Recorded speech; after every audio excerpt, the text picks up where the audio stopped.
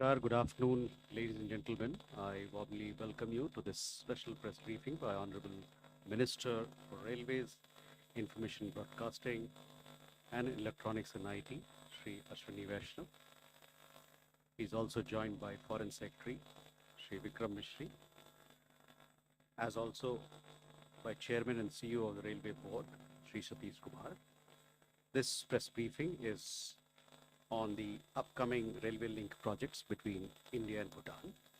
With that, I first invite Foreign Secretary Sri Vikram Mishri for his remarks to lay the broad landscape of this conversation with all of you. Sir, the floor is yours. Good afternoon all.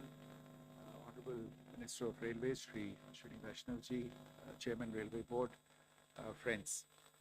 It's a privilege to be here and to join the Railway Minister on the occasion of this very important briefing on a major new initiative between India and Bhutan on the establishment of rail connectivity between our two countries. Let me take the opportunity before the substantive briefing to set the context and say a few words about the relationship between India and Bhutan. As you are all aware, India and Bhutan share a relationship of exceptional trust, mutual respect, and understanding. This is a relationship that is rooted in cultural and civilizational ties, extensive people-to-people relations, and our shared developmental and security interests. These ties are reflected in very close contact at the highest levels. You would perhaps recall that Prime Minister Shri Narendra Modi visited Bhutan last year in March 2024, a visit during which he was conferred the Order of the Druk Gyalpo, which is the highest civilian award of Bhutan. His Majesty, the King of Bhutan, and the Prime Minister of Bhutan have been visiting India regularly. His Majesty the King was here earlier for attending the Mahakumbh, and the Prime Minister was here just a few weeks ago to attend the consecration of the Bhutanese temple in Rajgir. On the bilateral relationship itself, the government of India has been Bhutan's largest provider of developmental assistance and has played a vital role in its modernization, especially in the areas of infrastructure and the overall economic development of the country. For the 13th five-year plan of Bhutan, which runs from 2024 to 2029, the government of India has committed a support of rupees 10,000 crores, which covers project-tied assistance, high-impact community development projects, the economic stimulus program, and a program grant. And this quantum constitutes a 100% increase over the 12th five-year plan figures. Just a few words about some of the major areas of cooperation. Energy and power is one of the highlights of this particular relationship. Our two governments have successfully collaborated on joint development of 5 hydroelectric projects. These are Chukha, Tala, Mangdechu, Kurechu, and the Punatsangchu 2, which has just been completed very recently. In addition, Punatsangchu 1 is under construction. Apart from this, there are Indian private companies now that are engaging with Bhutanese authorities to develop power projects in Bhutan. Insofar as trade is concerned, India is Bhutan's top trading partner. We are the principal source of imports and the principal destination of their exports, accounting for nearly 80% of Bhutan's total trade.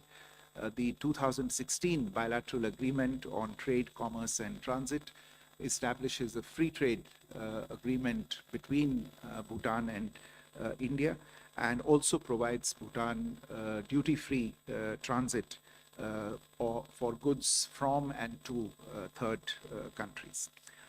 Insofar as connectivity is concerned, this is a priority for both countries. You will hear more about it today, as I said, in the area of rail connectivity, but we have worked very closely together on road connectivity, establishing integrated checkposts and trade routes, new immigration points, as well as digital connectivity.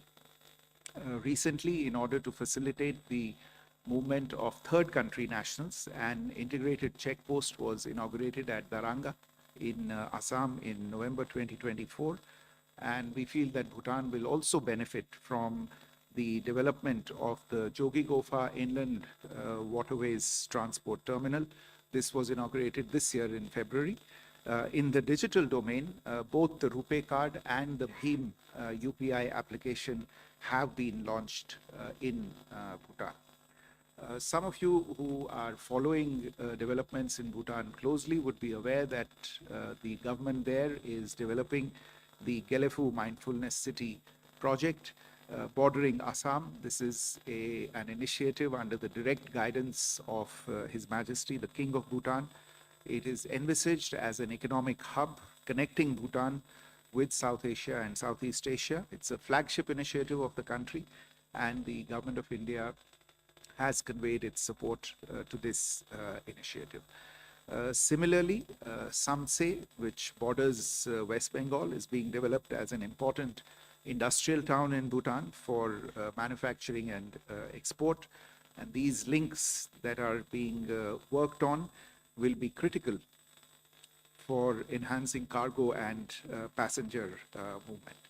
So it is in this context of this very, very special relationship that the two governments have agreed to establish two cross-border rail links between Banarhat and Samse and Kokrajhar and Gelefu. This will be the first set of rail connectivity projects with Bhutan.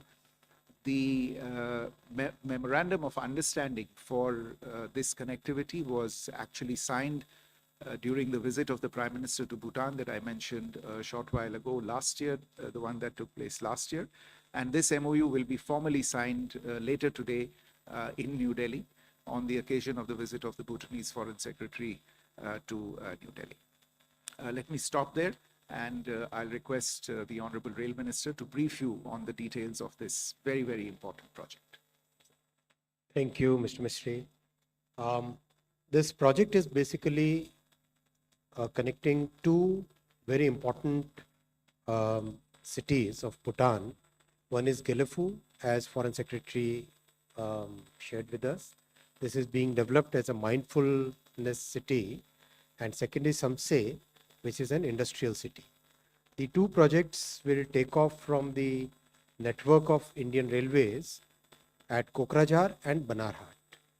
The investment which is envisaged at this point of time is about 4,033 crore rupees, and the total length is about 90 kilometers, to be precise. 89 kilometers of railway network will be created.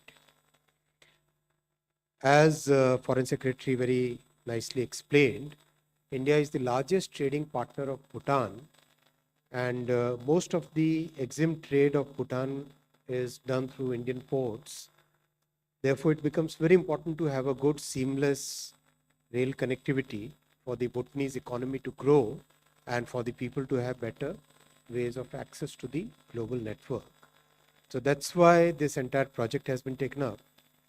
And Samse and Gelefu, they have very important significance in the way the Bhutanese economic growth is being planned.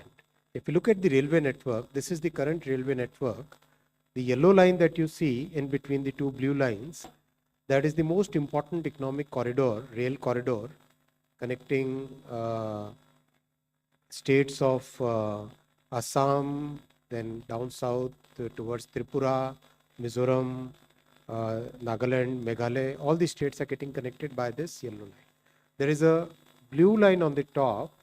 That line is now getting developed as a major corridor along the northern border, and that line basically provides alternative connectivity, and it's very, very important project. So The takeoff of these two projects will happen, one at Banarhat from that blue line that you see, that goes all the way to Samse, and the other one from Kokrajhar that will go to Gelif.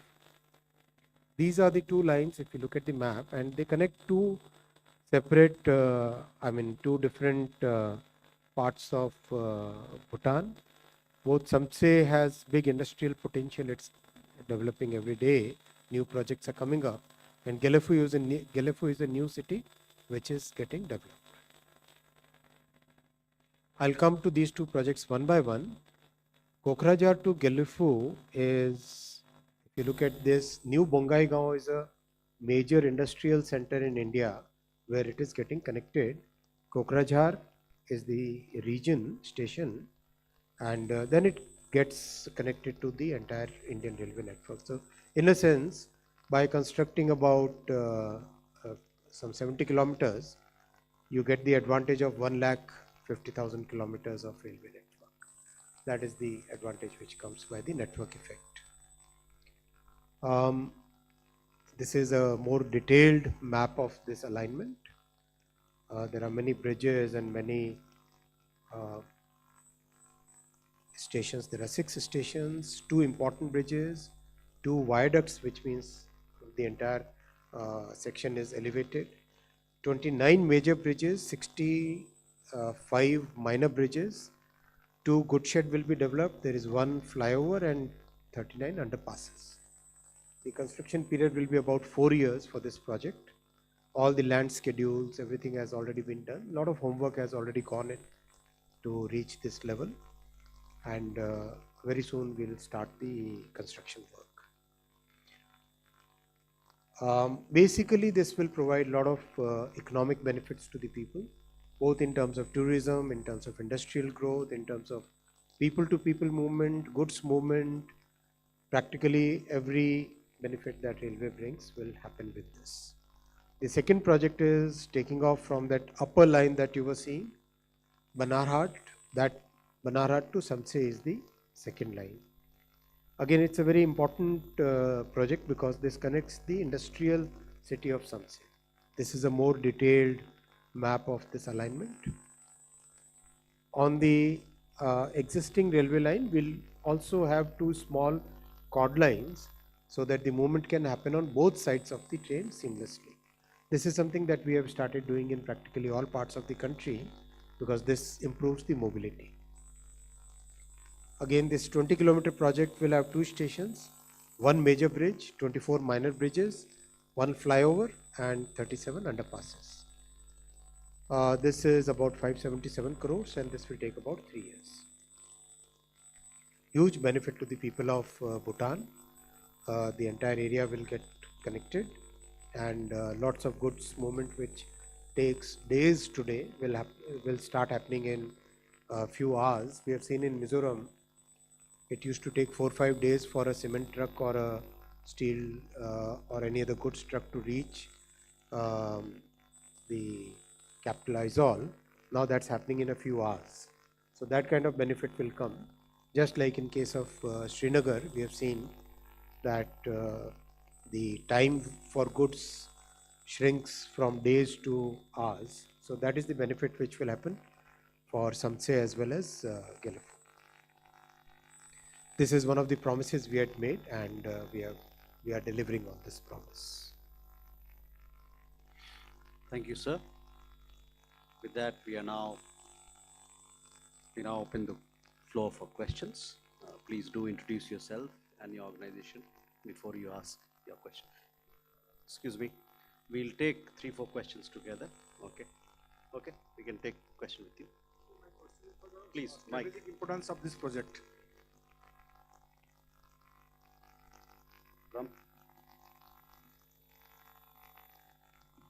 Sir this side Brahma Prakash Dubey ji news से मेरा सवाल ये है कि जो दोनों ये railway line है इसमें भूटान के अंदर कितना हिस्सा होगा और इंडिया के अंदर कितना हिस्सा होगा दोनों रेलवे लाइन का, और दोनों ही क्या 3 साल के भीतर पूरी होंगी इसमें? Thank you. Siddhant. So, Siddhant from Beyond, my question is essentially how it will boost the connectivity prospects in that part of India and of course Bhutan, and the economic prospects as well. Any estimate how it will increase the economic prospects in the region? Rishabh? Hello, sir. Rishabh from Times Now. So my question is, we have similar arrangements with Nepal as well, where we are developing railway projects. What's the situation there? What's the latest there? And also, when we are talking about India Bhutan, so are we looking at only goods, or will we also have ICPs, the integrated checkpost, via rail networks also for accommodating passengers and tourists to travel on these rail lines? So we can take these questions.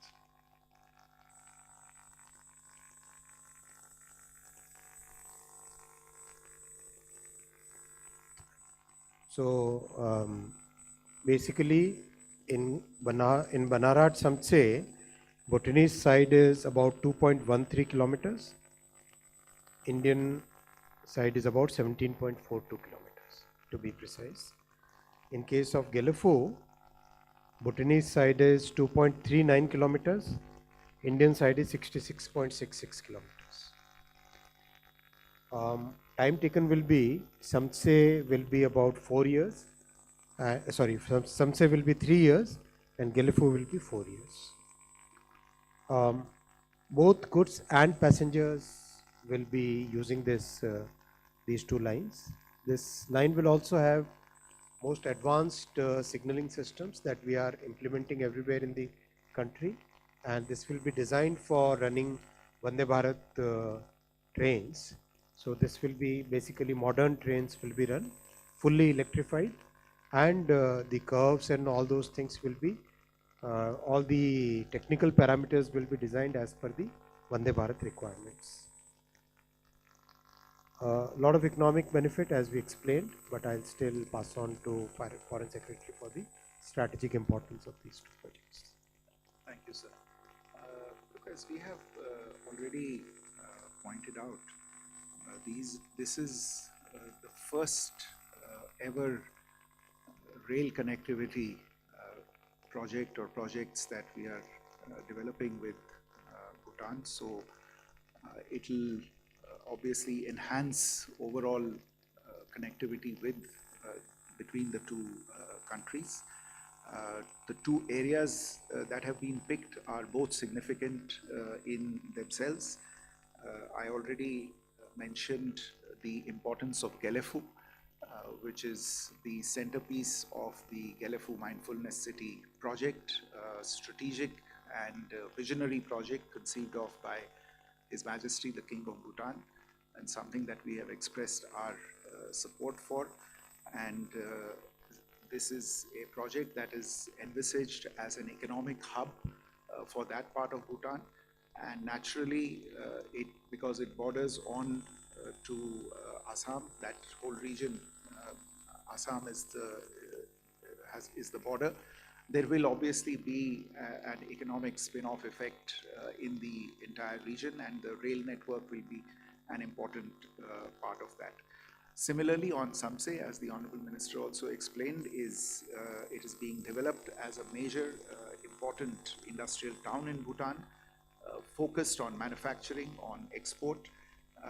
Some of the potential exports from Bhutan to India from this area will involve dolomite, ferrosilicon, quartzite, and stone chips. And you referred to the utility. It will be for both cargo and passenger movement. At the end of the day, the strategic importance of these projects is also because they connect Bhutanese goods and cargo movement to the vast Indian railway cargo movement. It is an accepted principle of transport economics that railway movement of cargo is far more economical as compared to road movement of cargo. And we, to the extent that we are going to be able to extend rail cargo movement to Bhutanese imports as well as exports, it will obviously contribute to their figures and bottom lines as well. Insofar as ICPs are concerned, I mentioned already that there is initiatives underway to develop ICPs on the Indian side. These will of course require mirror ICPs on the Bhutanese side, but I can share with you that the Land Ports Authority of India is working on and has prioritized the development of several ICPs on the India-Bhutan border. And we are actually in close touch. As the rail network starts getting developed, you will see work take place on the development of these new ICPs as well. More questions now. Kanamni, can we start with you? Kadambini Sharma, independent journalist. Sir, given the sensitivities of environmental issues by Bhutan, were there any concerns raised and how were they addressed? Our friend behind here, 280. So the total investment that you mentioned is from the Indian side. What sort of investment will be there from the Bhutan side, and from the security perspective, any special arrangement that will be done? 47. Sir मैं सुशील राघव हूँ जनसत्ता से। मेरा भी सवाल यही है कि क्या भूटान से इसमें फंडिंग होगी, अगर कुछ होगी तो कितनी? 248 there, please. Hi sir, Manohar Kesari from news x and India news. Sir Bhutan और इंडिया के बीच जो रेल लाइन कनेक्टिविटी शुरू हो रही है, इसमें टेक्नोलॉजी का इस्तेमाल इंडियन रेलवे की ओर से होगी या किसी और कंट्री से लेंगे? साथ ही साथ दोनों का जो बजट एलोकेशन है सर, क्या दोनों देश इसको शेयर करने जा रहे हैं?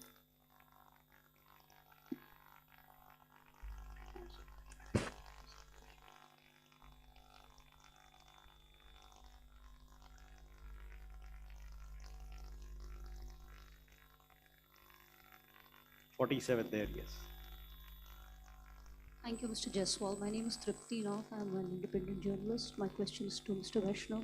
This sounds like a very promising railway network project that is being developed between India and Bhutan.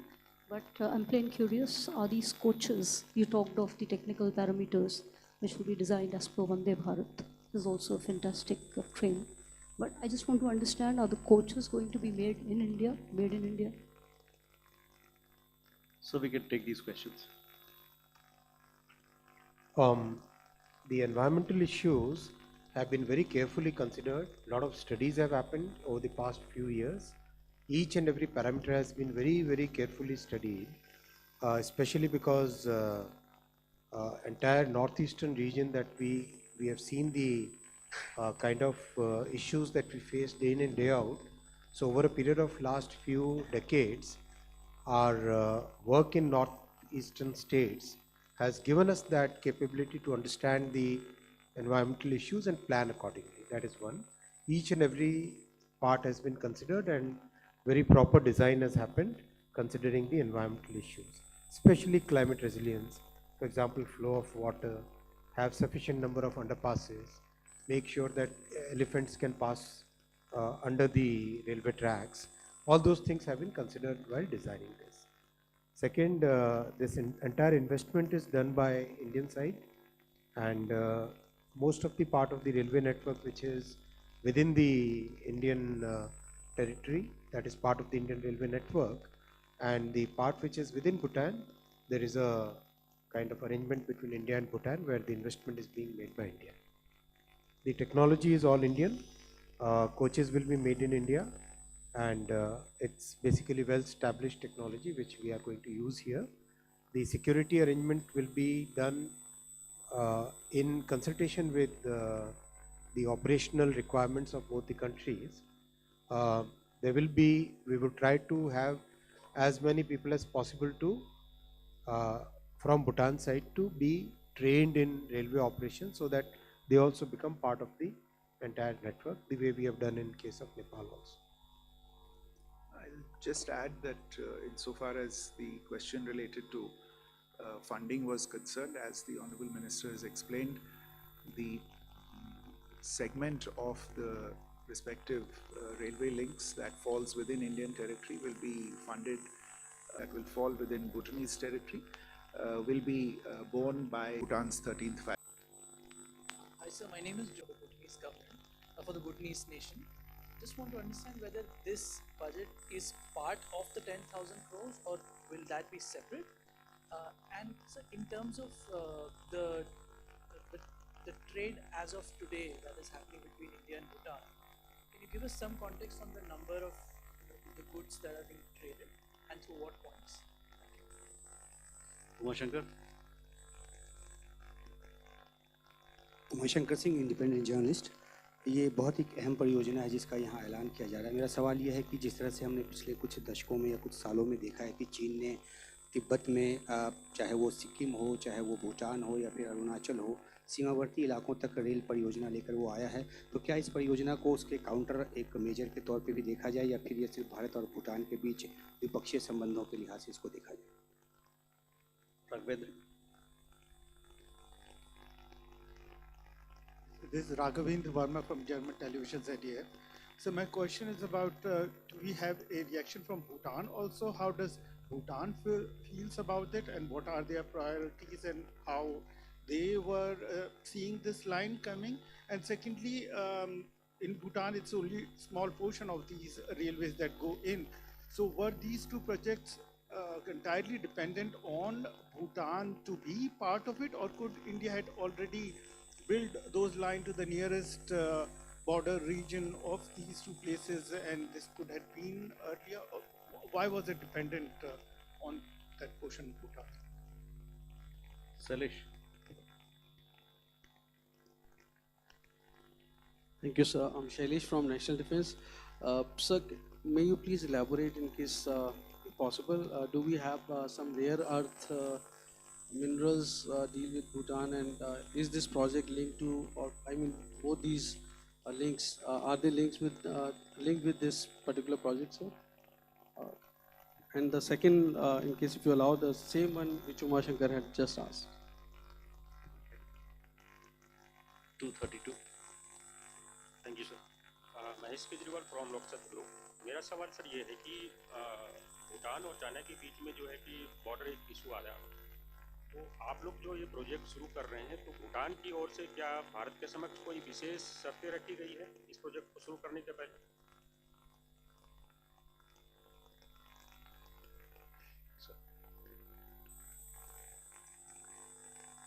Okay, so as I explained, the portion that will be met by the Government of India from for the segments that are within Bhutanese territory is part of the 13th five-year plan outlay that has been agreed of 10,000 crores with the government of Bhutan.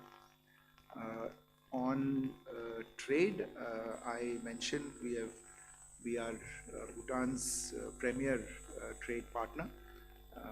Its merchandise trade, Bhutan's merchandise trade with India saw a 12% increase between 2023 and 2024 from 11,305 crores to 12,670 crores.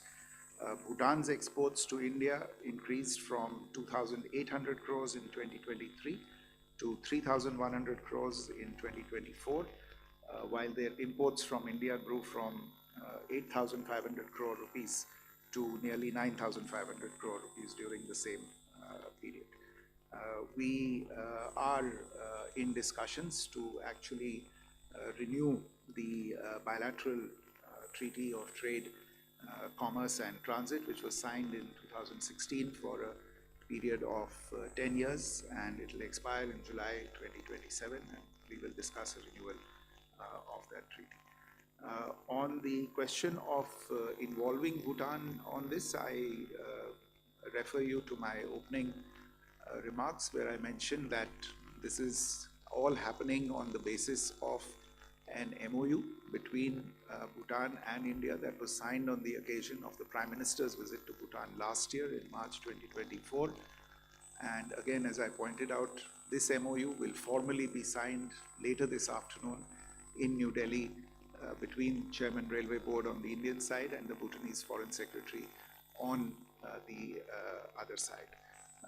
That, I think, should answer the question about what is the involvement of Bhutan in this. let me just make a general point that when it comes to infrastructure projects, India's guiding principle and fundamental approach has been that we do infrastructure projects only those ones that our partner countries are comfortable with. We are driven by the priorities of our partner countries. We are not driven by our supply necessities. On the issue of rare earths, no, I am not aware if there is any discussion on rare earths related to this particular project. कुछ प्रश्न थे जो भूटान और किसी तीसरे देश को लेके थे कि उनका इसमें क्या इन्वॉल्वमेंट है. आप जानते हैं जहाँ तक ये बॉर्डर, इस बॉर्डर का सवाल है जहाँ से ये ट्रेन लाइंस जा रही हैं, इसमें किसी तीसरे देश का कोई involvement nahi hai. So I think this question is a bit superfluous at this point in time. In any case, I should underline that this is a rail connectivity project and it is therefore of the utmost bilateral importance to the two countries. Elena. Good afternoon, Elena, TASS News Agency. Do you consider, maybe not now, but gradually while you will develop this project, participation of some third country? And as I'm from Russian media, I wonder if participation of Russia is possible. And perhaps if Honorable Minister answers my question, what are the projects with Russia which are now already on or under consideration? Thank you. You go this side, Neeraj.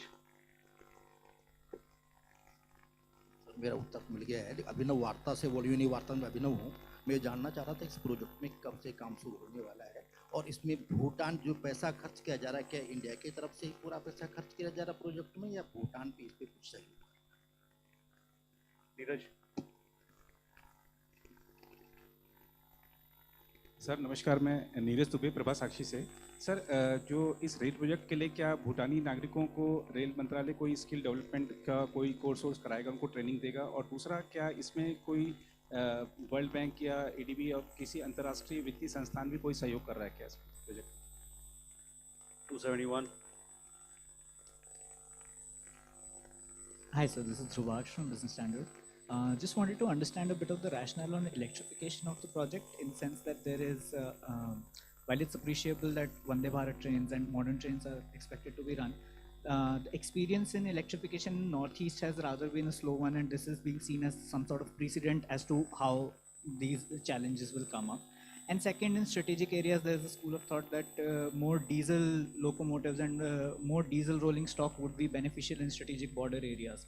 So in the view of these two considerations, just wanted to understand the rationale behind electrification of these things.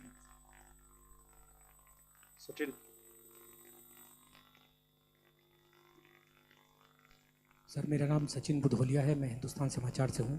मेरा सवाल ये है कि भूटान और India एक BBIN network का part है, जो कनेक्टिविटी का प्रोजेक्ट था. तो भूटान अगर आगे आने वाले दिनों में इसके पार्टनर कंट्रीज़, विशेष रूप से नेपाल या बांग्लादेश के साथ में अगर ट्रेड करना चाहता है, तो क्या हमारा ये जो कनेक्टिविटी है, तो इंडियन रेल की कनेक्टिविटी क्या उसको उन देशों के साथ व्यापार की सुविधा देगा, विशेष रूप से बांग्लादेश?